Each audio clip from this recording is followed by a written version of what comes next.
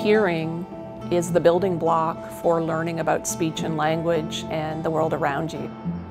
I'm studying how children learn to hear in noisy backgrounds because these are the environments that they listen to all the time.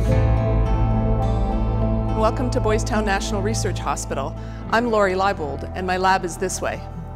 Our purpose was to evaluate whether children's speech recognition in background sounds improved with the OSN algorithm activated compared to conventional omnidirectional microphone status. Hey Tim, hey Jenna. OpenSound Navigator is designed to monitor the sources of noise in the environment and only apply noise reduction to sources it identifies as being noise. It is not designed to activate when the sources are competing speech.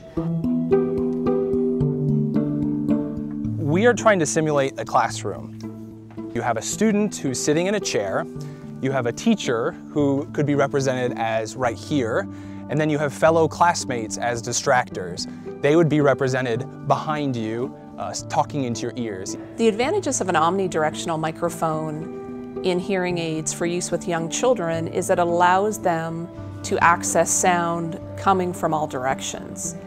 This is important for children because we know that much of their speech and language development comes from something we call incidental learning, which is learning about speech from sometimes unexpected sources.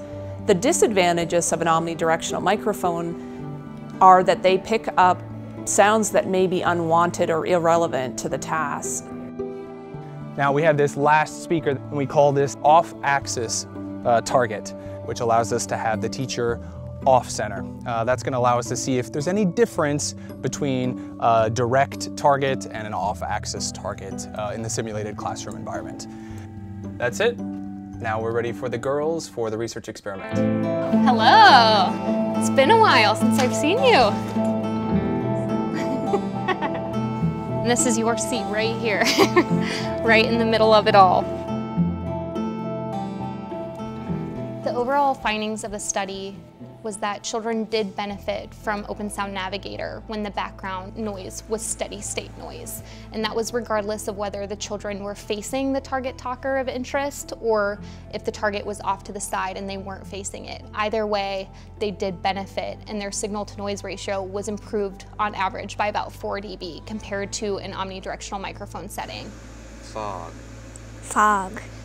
When the background noise was speech, children didn't have any difference in performance in their speech recognition thresholds, whether they were using an omnidirectional microphone setting versus OpenSound Navigator, which confirmed that OpenSound Navigator doesn't activate when speech is detected in the environment. And that's actually a good thing because that means that children are getting access to talkers within the environment.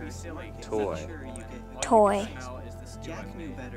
I believe that OSN would support incidental learning for children.